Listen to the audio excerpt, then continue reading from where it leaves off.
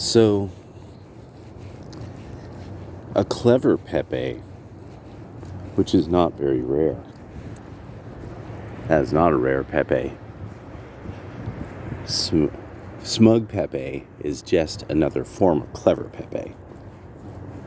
See, people don't know the many levels of Pepeology there is that's happening at all times. So, what do we got? Kids want Thunderdome. The kids want Thunderdome. See, something that all of us who were on the deep right, because thankfully so many of you really made me understand what, Poll was, what Poll and 4chan were. I didn't know. I was like most people who was above a certain age. We didn't know about this thing on the internet that everybody was reading to get their news. So, when you guys put me on to this so many years ago, it was very good. But of course, that's when I started to find out, like you guys were pointing out, most of the Islamic world is real Jew haters. like the real deal. Like Holyfield, they're not kidding around in any way, shape, or form about their Jew hate throughout the Ummah. And that everybody was kind of sitting back going, I wonder when this is going to go horribly wrong. Because this has to go horribly wrong at some point. And remember how we would even share stories? And that Facebook would get mad about it if you shared a story that, Jews were getting harassed in Germany by Muslims. Facebook would get mad about that. And you'd be like, but, isn't discrimination, stuff like that, isn't it bad? Don't you want people to know about it? So we started to see some interesting things about the way that, there was already certain kind of political alignments that were happening, but very quietly, and no one wanted to believe it. That's the most important part, I think, out of the takeaway is, no one wanted to believe it until it became a riot. Until people started killing each other, no one wanted to believe that all this stuff was happening. And we were doing something really wrong by bringing up articles and showing people video, having evidence of what we were saying. Oh no, the knockout game's real. Here's dozens and dozens and dozens of videos of blacks just running up, knocking people out, and running off laughing with their friends about it and malingering in public places to do so. Oh, you guys are horrible people for having evidence for your argument and making those of us on the left who have a hard time with just being truthful. It is now quite obvious, just being accurate and truthful.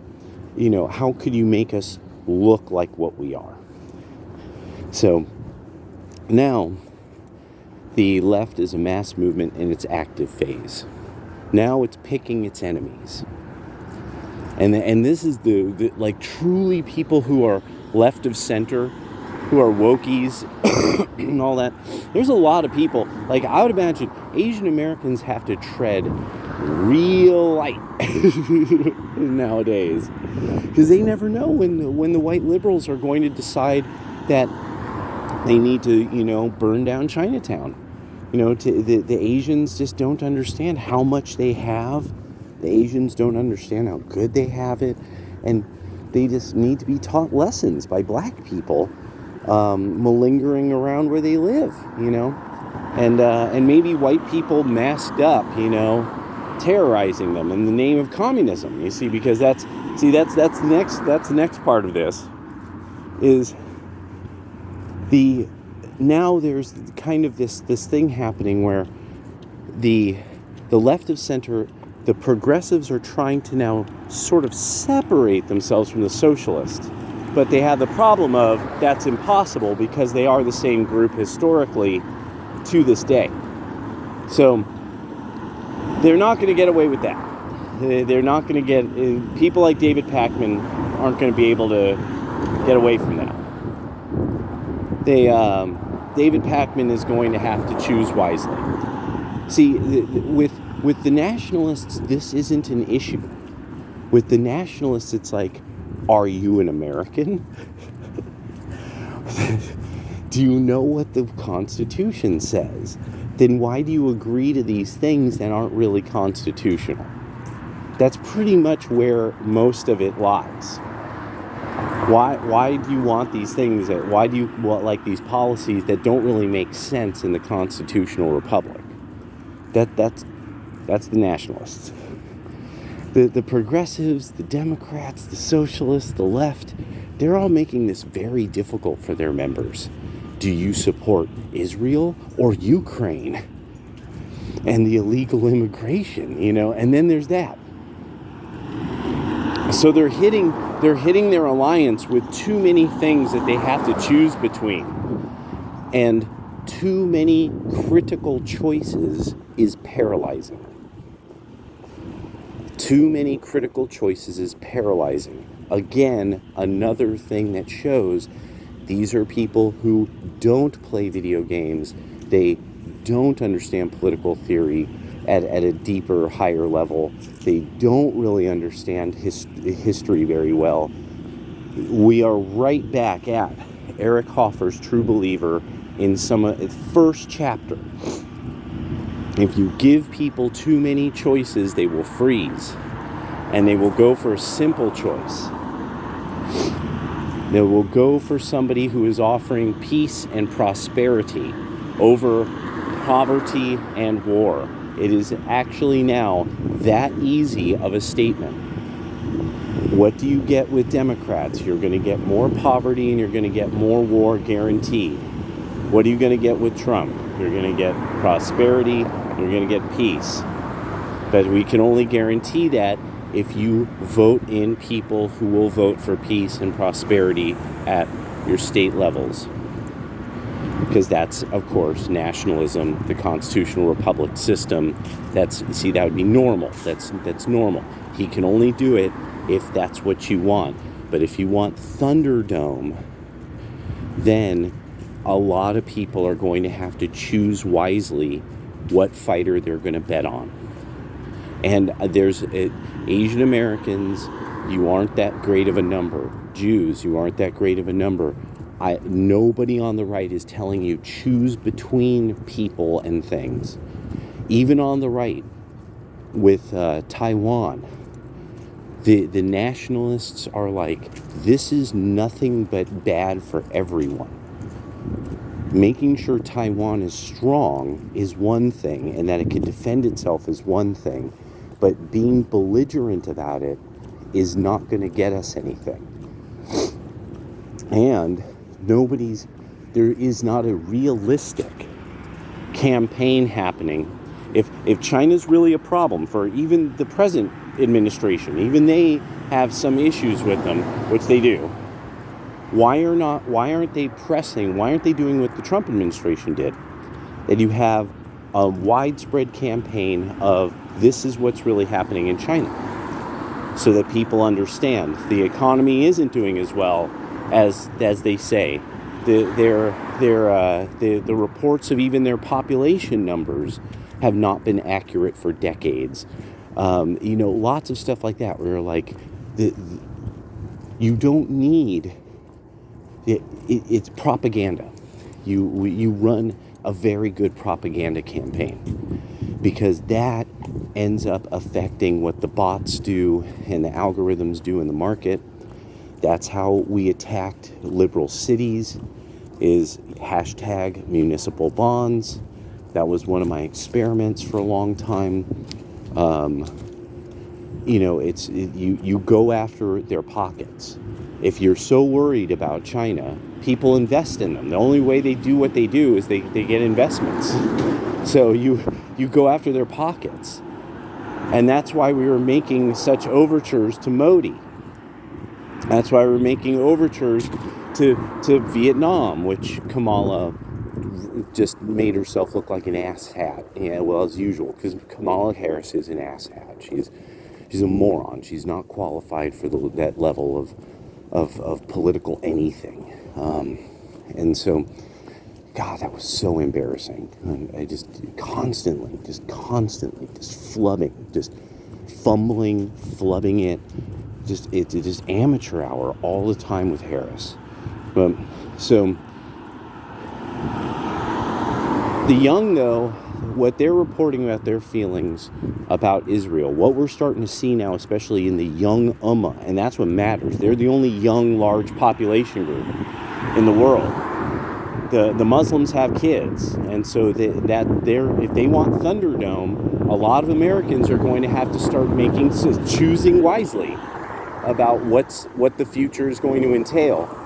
Isolationism will win. 30 years of isolationism will win.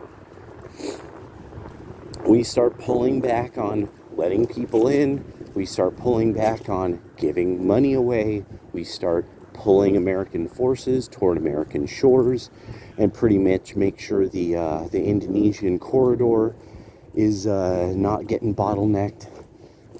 You do that for 20 years, peace and prosperity.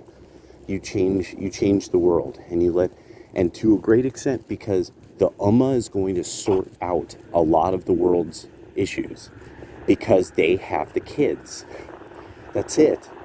You know, they're the economy of the world. They're going to be the economy of the world. The Ummah is going to be and that was the whole reason why MBS was tasked with what he was doing. Now that part of the game. A lot of people don't get what MBS was really about, what he is really about, what a lot of this is about. Elements of what we would think of as the political left have been supporting jihadists for a long time. There's people in the Republican Party that are particularly close to the Pentagon that they too thought that you could manage such monsters as jihadists, so that you can make your kind of own artificial jihadist organizations, and you could eat up the other ones. You could gobble up the other ones, and then you could shut it all down. Something total, crazy. It seems crazy. It's an old method of undoing enemies, having influence, coercive influence over an ally. Our biggest ally. We just happen to run the organization that we fund the organization that menaces you and your people. We're such good friends. But anyway, I mean, Epstein Island, it's like we're all good friends. So Trump and MBS and a lot of the leaders of the Ummah are pictured on the cover of Time with their hands on a golden globe, because the Ummah had fundamentally started to look at it and was like, we can't have economic prosperity across the Ummah and still have these jihadist organizations, because one of the key things is that it's an educated class thing. Jihadism is an educated class thing. You have to understand theology to want to die for it. Most people are cowardly, thank God. So they won't want to die for just some crazed idea in their mind. Like Lao Tzu said, all things under heaven are wary of violence. So humans aren't made well for violence. We're just not built well for it.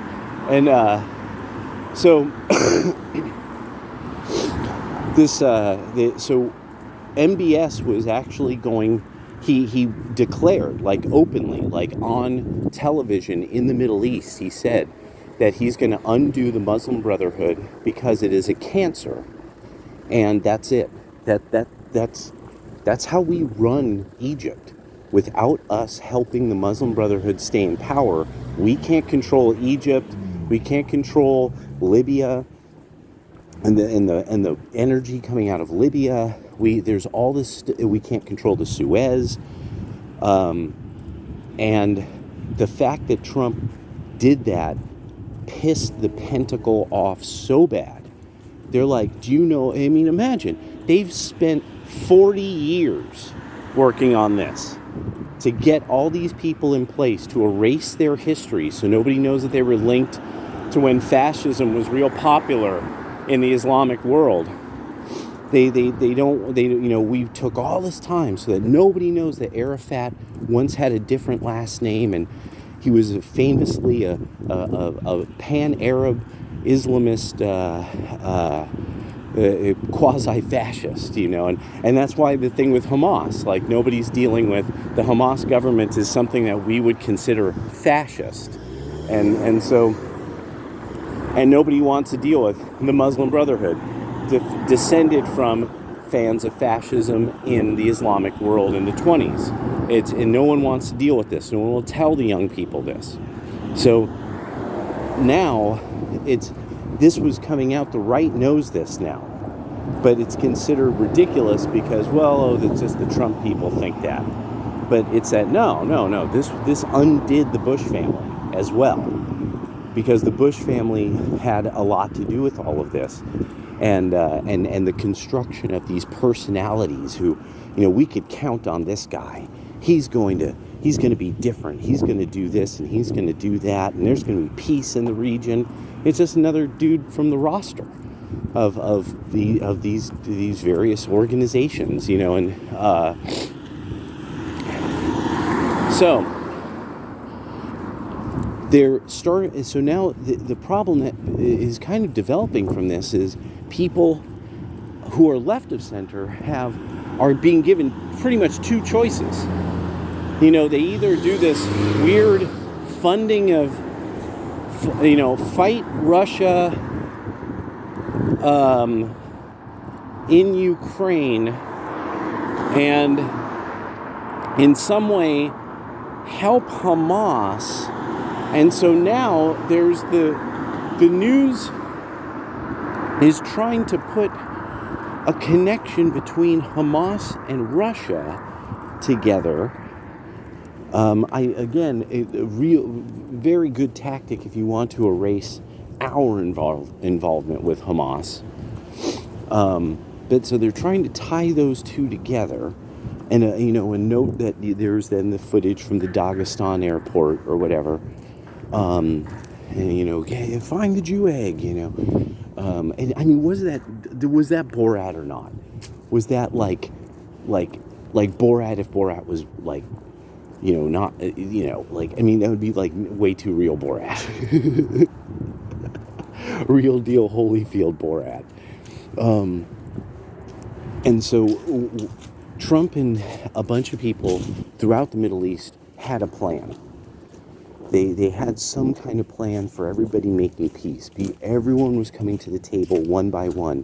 There was actually it was much more important, the whole Kosovo regulatory thing with Israel. That was more important than people understood.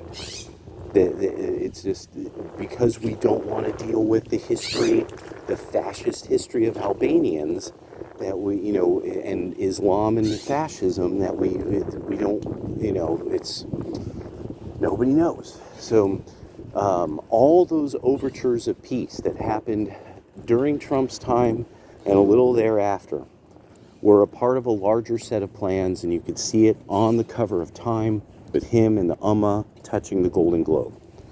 And that's it. Whatever that plan is has been totally ruined.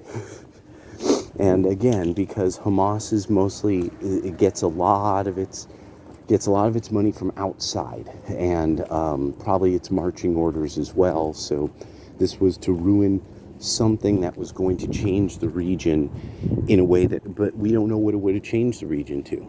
I mean, like, nobody can really know, because nobody other than the people involved in the plan, a lot of these are leaders of the country, real powerful families in their respective nations. Nobody wants to deal with the image of Melania on a dais in front of the Islamic world, being placed up there like she was a queen. Michelle Obama was not treated anything like that, because they didn't have respect for the Obamas At a fundamental level, they didn't respect them. The Islamic world just did not respect them. And I actually got to hear this from somebody who spoke Arabic, who was telling me like what he was, the kind of things that were being said to him about the election from people all over the Islamic world. And then they were right. I mean, Obama also didn't really. Obama had some really weird. He had his own machinations on the Islamic world, and they didn't like it. They did not like it. Hence, like the coup in Turkey. That was Obama. That was Obama's bunch, thinking that they can take out Erdogan after they promised him that he would get a huge section of Syria, about the Syrian oil fields. And now, look how that's gone tits up. Now, Erdogan's like, we're going to get these fucking Jews, bro. Time to get them. And people are going to have, the people left of center are going to be forced into this. You're going to need to choose wisely. You're going to need to choose wisely. You could have Thunderdome, nuclear fallout and all, nuclear waste and all. You really want. You could have a future of mutants, all fighting in a cage, I guess. Woohoo! All right, peace.